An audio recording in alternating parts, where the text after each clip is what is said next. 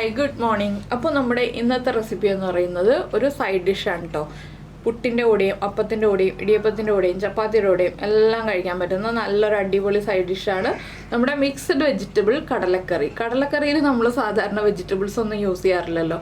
ഇന്ന് നമ്മൾ ഉണ്ടാക്കുന്നത് പല വെജിറ്റബിൾസും ചേർത്തിട്ടുള്ള ഒരു കടലക്കറിയാണ്. ഇത് വെള്ളക്കടലയിലും ചെയ്യാം, കറുത്ത കടലയിലും ചെയ്യാം. ഞാനിപ്പോൾ കറുത്ത കടലയിലാണ് ചെയ്തിട്ടുള്ളത്. അപ്പോൾ നിങ്ങളിങ്ങനെ കടലക്കറി ഉണ്ടാക്കി നോക്കിയിട്ടില്ലെങ്കിൽ ഉറപ്പായിട്ടൊന്ന് ട്രൈ ചെയ്ത് നോക്കൂ. നല്ല ടേസ്റ്റാണ്. അപ്പോൾ എന്തായാലും നമുക്ക് എങ്ങനെയാണ് നമ്മുടെ മിക്സഡ് വെജിറ്റബിൾ കടലക്കറി തയ്യാറാക്കുന്നതെന്ന് നോക്കാം. നമുക്ക് നമ്മുടെ ഇൻഗ്രീഡിയൻസ് നോക്കാം. നമ്മളിപ്പോൾ 1/2 കപ്പ് കടല എടുത്തിട്ടുണ്ട്. 1/2 കപ്പ് കടല വെള്ളത്തിൽ സോക്ക് ചെയ്തെടുത്തിട്ടുണ്ട്.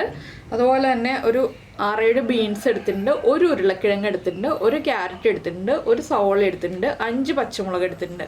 പിന്നെ വേണ്ടത് 1/2 കപ്പ് നല്ല കട്ടി തേങ്ങാപ്പാലാണ്. അത് നിങ്ങൾക്ക് തേങ്ങാപ്പാൽ ചേർക്കാം, ഇല്ലെങ്കിൽ തേങ്ങ അരച്ച് ചേർക്കാം. 1/2 കപ്പ് തേങ്ങ നന്നായിട്ട് അരച്ച് ചേർക്കാം. ഇതിലേത് വേണമെങ്കിലും ചേർക്കാം. ഇത് രണ്ടും പറ്റിയില്ല എന്നുണ്ടെങ്കിൽ 1 കപ്പ് കടല എടുത്തിട്ട് സോക്ക് ചെയ്തെടുക്കുക. അതിൽ 1/2 കപ്പ് കടല അരച്ച് ചേർക്കാം കേട്ടോ. അല്ലെങ്കിൽ 1/4 കപ്പ് കടല എടുത്തിട്ട് 1/4 കപ്പ് അരച്ച് ചേർക്കുക.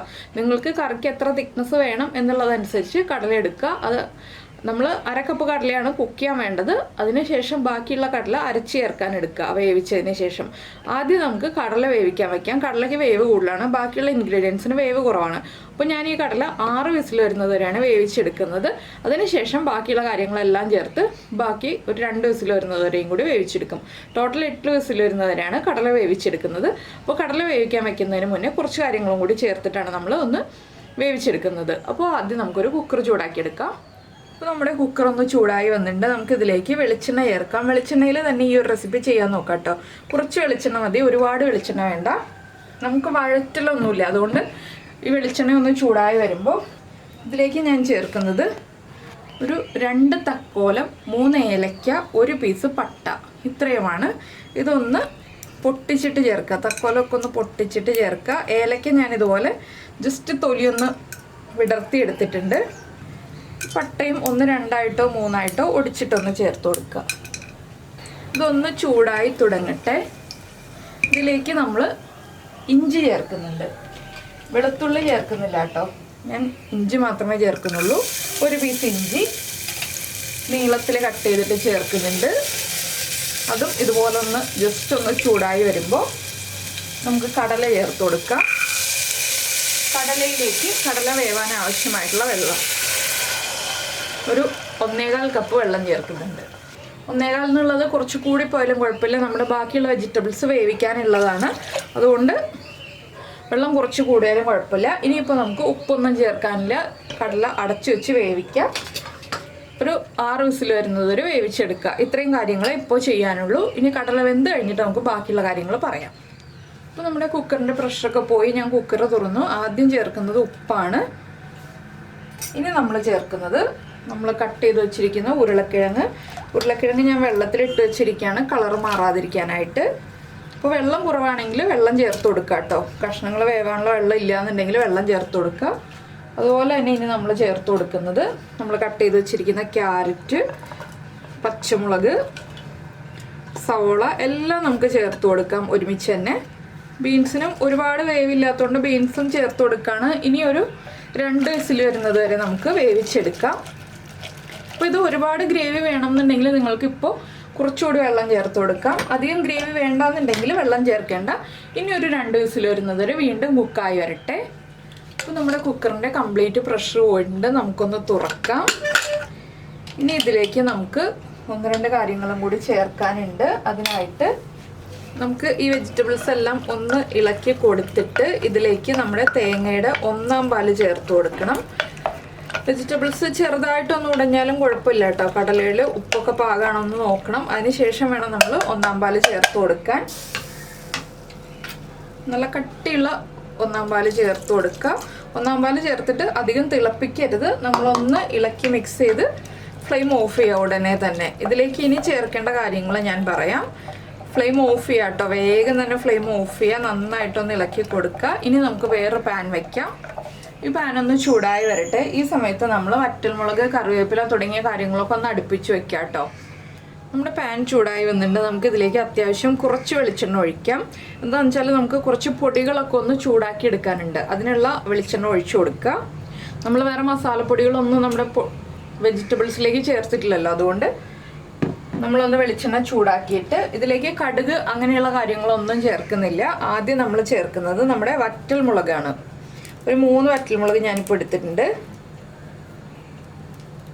വറ്റൽമുളക് എന്ന എണ്ണയിലേക്ക് ഇട്ട് ചൂടായി തുടങ്ങുമ്പോൾ നമ്മുടെ കറിവേപ്പില ഇട്ട് കൊടുക്കുക. എന്താണെന്ന് വെച്ചാൽ നമ്മൾ ആദ്യമേ പൊടികൾ ചേർത്തിട്ടുണ്ടെങ്കിൽ പൊടികൾ കരിഞ്ഞു പോകും. അപ്പോൾ കറിവേപ്പിലയും വറ്റൽമുളകും ചൂടായി തുടങ്ങിയിട്ട് വേണം നമുക്ക് ബാക്കിയുള്ള പൊടികൾ ചേർത്ത് കൊടുക്കാൻ. ഫ്ലെയിം കുറച്ച് വെച്ചിട്ട് ഒരു 1/2 ടീസ്പൂൺ മഞ്ഞൾപ്പൊടി,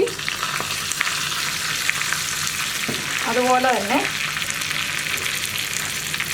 1/2 ടീസ്പൂൺ മല്ലിപ്പൊടി, പിന്നെ ഒരു 1/4 ടീസ്പൂൺ ഗരം മസാലപ്പൊടി ഇത്രയും ചേർത്ത് നന്നായിട്ടൊന്ന് ഇളക്കി ഈ പൊടികളുടെ റോ സ്മെല്ല് പോകുന്നത് വരെ ഒന്ന് ഇളക്കി കൊടുക്കുക.